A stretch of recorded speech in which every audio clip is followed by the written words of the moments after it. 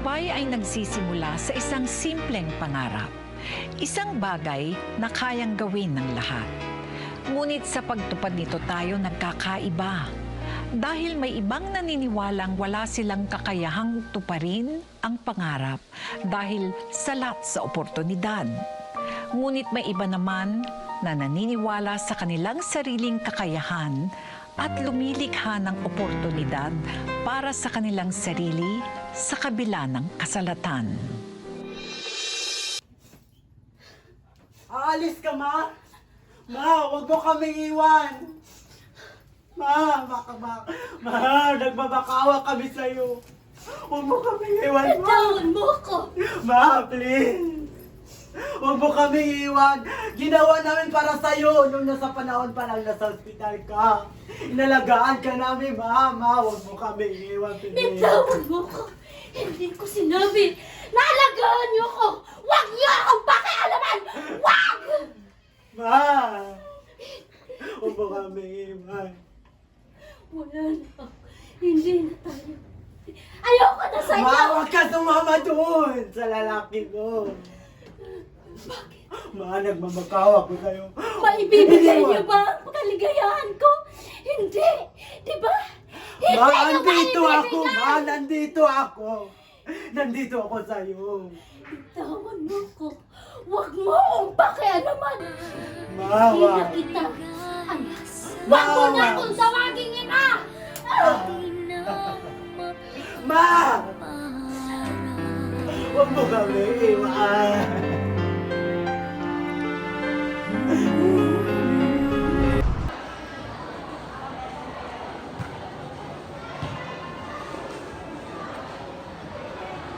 Okay, class.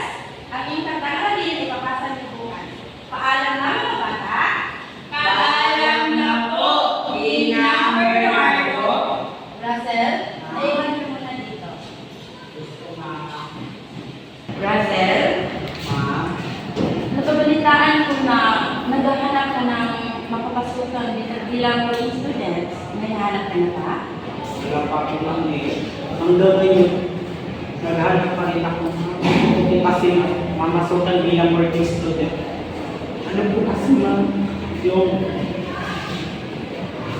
tatay ko at yung ina ko kasi iniwan na ako kaya ngayon, tinatagulin ko na yung sarili ko para makapagtapos ng aking pag-aaral, makaahon sa hirap. Kaya kasi yung ate ko kasi ma'am, nasa Golden nag-aaral kaya ngayon, tinatagulin ko yung sarili ko at gusto ko mamasukan bilang working student. Talaga po ma'am? Kukunin mo po akong working student? Thank you, God.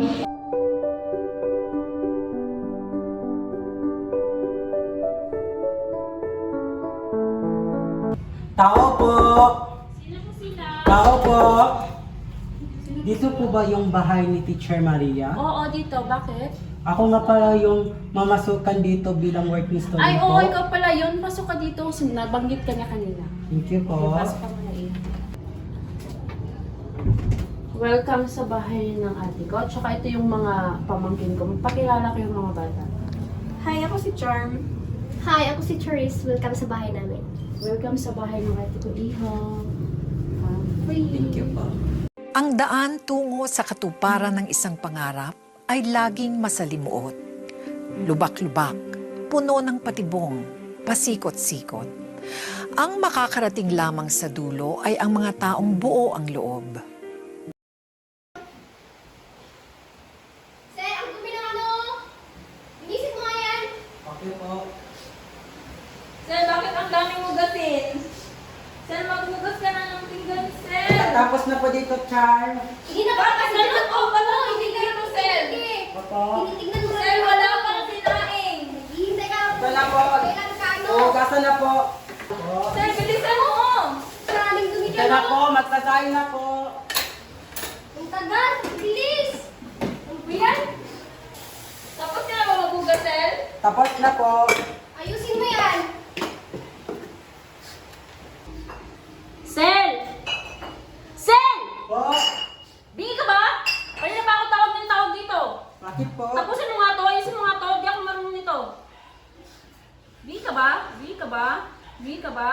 Ayun na pa ako tawag ng tawag. Ito na po. Tapusin mo yan. Hindi ako marunong yan. Sumasakit na ulo ko. Ito po.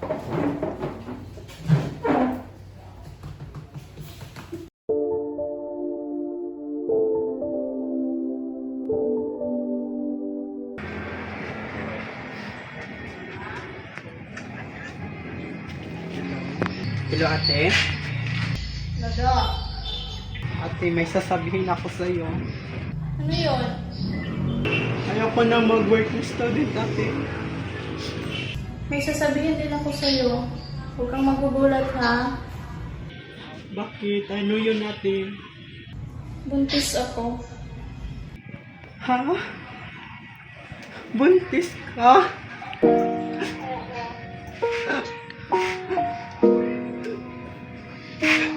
Dok? Hello? Dok? Hello?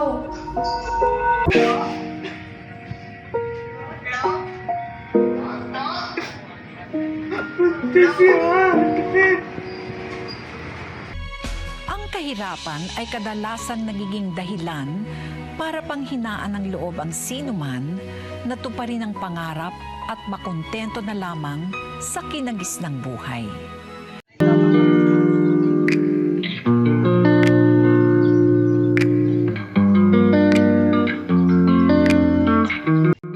Magandang umaga sa inyo lahat.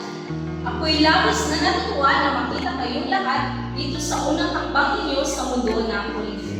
Malaking karangalan para sa akin na maging bahagi ng bagong pinto ng inyong paglalakbay bilang mga mag-aaral.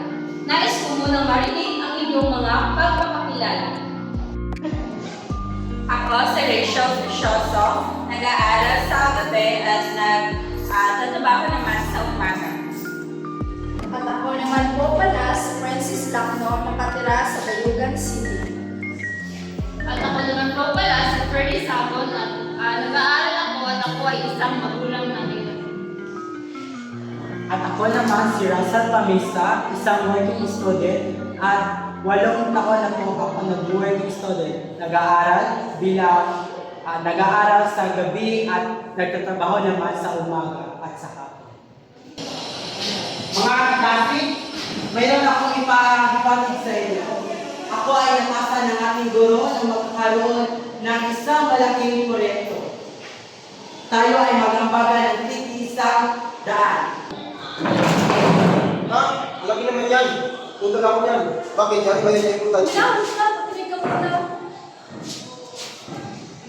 Ang pera na ito ay gagamitin para sa paparating na gagawing proyekto. Basta di ka pa yan. Magandang hapon, ma'am. O bakit late ka na naman? Palagi ka na lang late sa klase. May sinabi ba ako na bumukok na? Maging responsable naman tayo mag-aaral. Ang klase, Ma'am? ikaw ang unang magpapakitang turo sa klase natin bukas. Ako, ma'am. O bakit may problema ba? Wala po, ma'am. Okay, paalam na sa lahat mga bata. Paalam na po, teacher.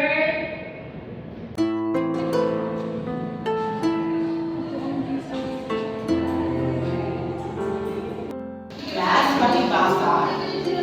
Study better, positive facts, improving moods, outdoor activities, vitamin D. Okay, class. Ang solid reader palang class ay tumutukoy sa kung ano yung Tigil! Anong klaseng din mo yan, Russell? Anong klaseng makitang turo mo yan? Hindi ako nasisiyahan sa iyong ginawa. Wala na akong ibigay niya sa iyo. Bagsak ka na sa aking klase. Paalam na sa lahat mga bata.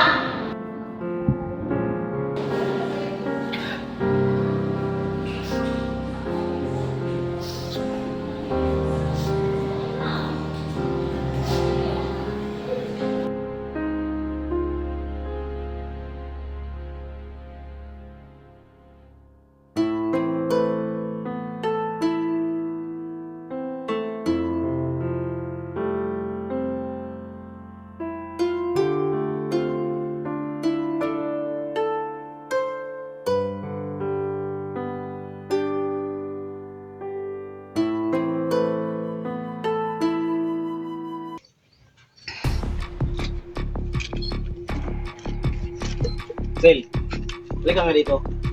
Bakit po? Ilang bilis ko na sa'yo pinapaulit-ulit na alagaan mo itong mga manok ko. Alam mo bang mahal ang puhunan ko dyan? Di lang basta manok yan, mahalaga yan sa akin. Ba't ba? Napakabagal mo, napakahina mo. Patawad po. Hindi na po maulit, Tiyo. Bakit walang takip yun? Mainitan yung mga manok ko. Ito na po. Lagyan mo nga ng takip. Opo, napakamahal ng mga manok na yan. Lalagyan na po. Ayusin mo. Lagyan mo ng tubig. May tubig na po. Ayusin mo lang mabuti ha. Opo, maayos na po.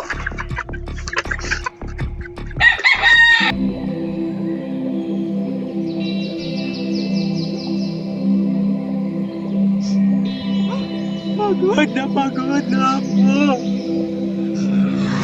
Pagod na ako mag-aral, DC. Pagod na ako maglinis sa mga kalat nila. Pagod na ako magisunod-sunuran sa mga trabaho nila. Pagod na ako magluto. Pagod na ako maglinis. Pagod na ako sa lahat, DC, pati sa buhay ko. 10 taon, hindi ko pa nakita yung pamilya ko, DC. Alam mo ba yun? Pagod na ako. Ayoko na. Ayoko na, DC. Pagod na ako. Ayoko na.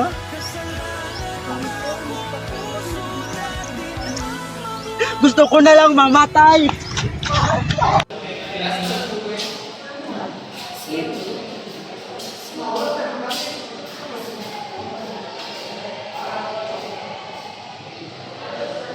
Ating palakpakan ang ating mag-aaral na sa kabila ng takot sa kanyang buhay bilang isang working student, nalampasan pa rin niya ang pagsubok at patuloy siyang umangat hanggang ngayon.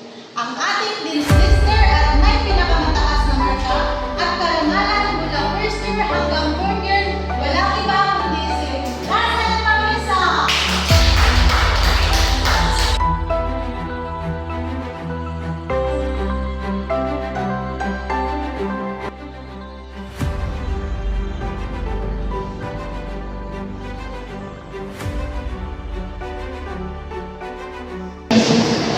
At yun ang nangyari sa kwento ni Russell bilang isang working student. Buti naman nagawa ng paraan, teacher. Sino po ba si Russell, teacher?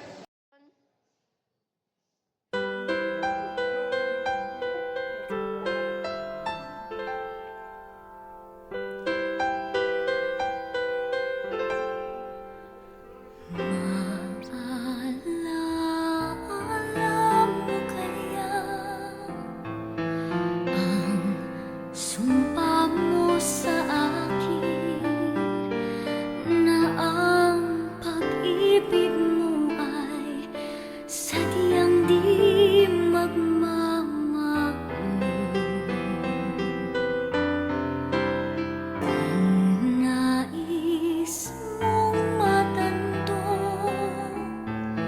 buksan ang aking